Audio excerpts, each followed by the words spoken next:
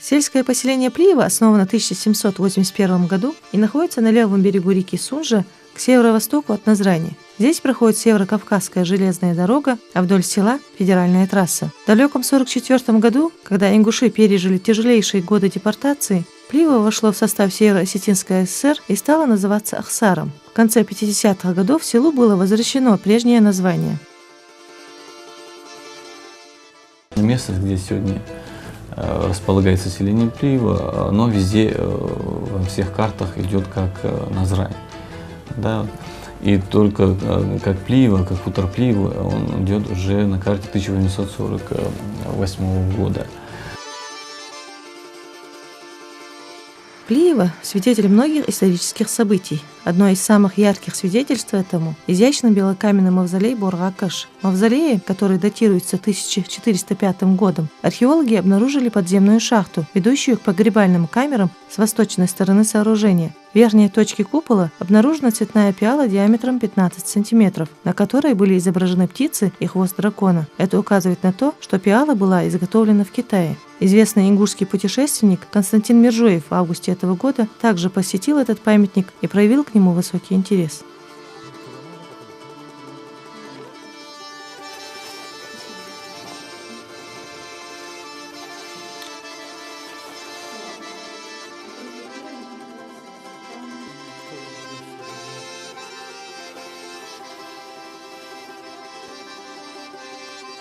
Исследовав мавзолей, ученые пришли к выводу о высоком профессионализме строителей Бор-Акаш. К тому же, это еще и самый ранний из сохранившихся мусульманских памятников, аналогов которому на сегодняшний день в России не существует. Сегодня мавзолей Бор-Акаш является памятником истории и культуры федерального значения и находится под охраной государства. По словам главы сельского поселения Плиево Ахмеда Султыгова, здесь с начала 90-х годов образовалась стихийная свалка, но местными активистами под его руководством были приняты меры по ее ликвидации и облагораживанию территории. Кроме того, руководитель администрации активно ищет инвесторов, готовых профинансировать проект по созданию туристической зоны в районе древнейшего памятника. В данное время мы находимся у памятника, у Золотоордынского памятника, единственного памятника в России, который нигде в России такого памятника нет. У нас в республике он есть, и вот вы видите, в каком виде он сохранился до этих времен. Что касается территории, территория была поделена, то есть полнейшие самозахваты были, было принято решение о недопустимости таких вот противозаконных действий. Что касается самого памятника, вы, наверное, в курсе, он датируется 1405 годом. Буруган Бексултан, имя этого человека, который здесь вот похоронен. Но есть люди, которые даже не знают, что у нас он есть. Вот я призвал бы всех, я все усилия вложу, чтобы сюда туристы ездили. Туристы, вот мы же ездим куда-нибудь другие, почему бы сюда не ездить? Идеальное место.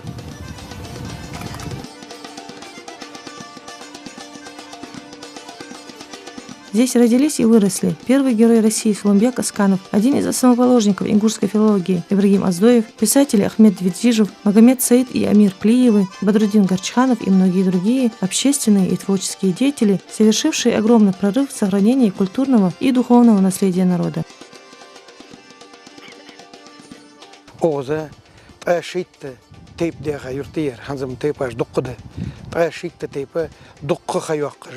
Ызыл тейпаж долж юрт хани шерч уже хозуч улы шуангуш тейпара хозуч улы юрт ер дикнах дукку бяхка юрт ер ханзы бу дикнах таур хан болуш болуш сендек болуш болуш бокнах буцу баз оза бяхап боцш бер дал геш дол царя Дорбеку Адылмажит тягаш сагвар вок сагвар диша молвар Асканов жабре лягаш молвар Асканов каци ягаш диша молвар атане видежу бексол тягаш диша алам сагвар Плию Исраил лягаш диша алам сагвак молвар сунаха дукка дикамаш лилдат шардин болшхан кеген ахваша беттеш нах ваша беттеш нах камел деш ухтай парник дабах безвей ухтай парник лил би безвей вей иш дадул хевей сидул шхудды вейна кам толуш хадуадды ихенеш толуш хайуаге атуани галту ялч, до этач, издоуда докыш, нах, ваши бартахулыш, ыштыяга юртыер. Легендарный уроженец села Плиева Суланбек Асканов с честью выполнил свой воинский долг, о котором вспоминают со слезами на глазах в Липецке и на родине героя Ингушетии. Он стал для народа символом стойкости, верности и мужества. Смерть Суланбека всколыхнула всю страну. О мужестве и героизме генерала, погибшего за штурвалом боевого самолета, говорили в каждом уголке России. В нашей стране появились свои герои, а собственной высшей награды еще не было. Именно подвиг Асканова побудил правительство России учредить звание Героя Российской Федерации. В Музее боевой славы, основателем которого является Малика Горданова, также увековечена память Суланбека Асканова и не только его. Здесь собраны материалы о героях Великой Отечественной войны и истории Ингушетии. Асканов, начав службу в военно-воздушных силах, уже был кумиром всей ребятни не только нашей республики, а многих мальчиков всей страны. Но, к сожалению, в 1992 году произошло трагическое событие. Асканов погиб. Но сам подвиг Асканова был совершен таким образом, что это были не боевые действия, не учения какие-то где-то, а он погиб, уводя самолет от населенного пункта. Поэтому этот подвиг, он нашел отклик не только в душах плиевцев, всех ингушей, но и России. Потому что в трудные 90-е годы, когда каждый старался что-то ухватить, разбогатеть или сделать быструю карьеру, блестящий генерал погибает, защищая небольшое село. И вот этот подвиг, он должен был служить примером многим поколениям российских детей, а тем более земляков. Мы каждый год проводим республиканское мероприятие, посвященное памяти Асканова. И вот я, выступая на этих мероприятиях, часто говорю, что если бы не было этого подвига, то, наверное, была необходимость в эти 90-е годы придумать его, чтобы люди понимали, что не все потеряно, не все измеряется рублями, что есть люди, которые во имя святого могут отдать свою жизнь. Невозможно переоценить труд Малики Абузаровны в воспитании подрастающего поколения. Она с помощью юных активистов воплощает в жизнь массу идей. Сегодня у нас заседает Совет музея, в который входят члены клуба «Патриот». И заседание у нас торжественное в том плане, что буквально несколько дней назад одна из членов нашего клуба, Надифа Катиева, стала победительницей всероссийского конкурса сочинений на тему «Мы – правнуки Победы».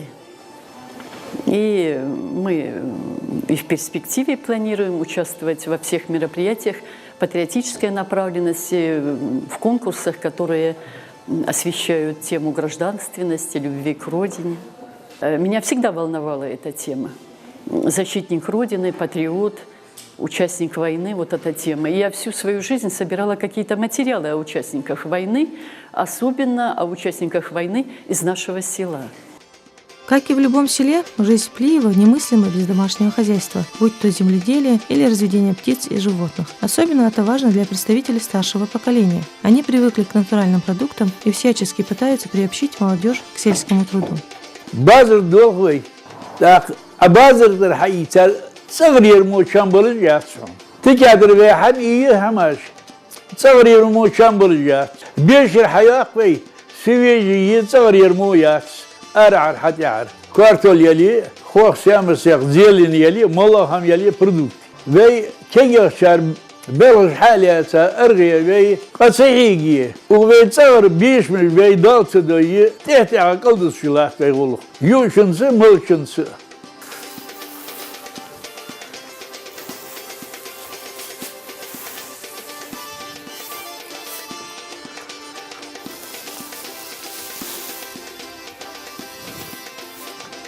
сон букаралин сагу татхам ход бадариян зови новоз дохан хам хозяйство лелегмия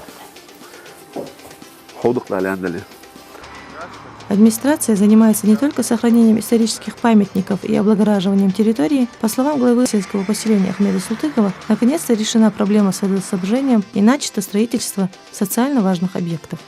В сельском поселении Плиева на сегодняшний день свыше 22 тысяч населения. И постоянно растет. В связи с ростом населения и социальные объекты необходимы для населения. У нас немножко тяжко со школами. Детских садов вообще нету в селе, насколько я помню, и не было. Что касается построенных объектов и на стадии, по курсу мы видим, что у нас строится детский садик на 220 мест. Рядом будет пожарное депо, за ним будет школа. 2014 год планирует строительство пожарного депо, 4 выезда у нас в селе не было. В этом году, в текущем году, в декабре месяце будет сдача онкологического диспансера на 150 коек. Рядом туберкулезный диспансер функционирует, ведется строительство психоневрологического диспансера. Была сдача в прошлом году физкультурно-оздоровительного комплекса.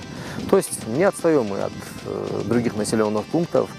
Плиево снабжает электроэнергией всю Ингушетию. На данный момент почти завершено строительство новой электроподстанции. В селе планируется возведение школ и детских садов, для которых уже отведены земельные участки. Эти объекты частично решат проблему с безработицей, обустройством детей в детские сады, а также искоренят перегруженность в школах. Эти живописные места с чистыми улочками и зелеными зонами мало кого оставят равнодушными. Плиево – маленькая страна со своими памятниками, героями и яркими личностями. Местные жители любят свое село и надеются, что оно и дальше будет расти и процветать.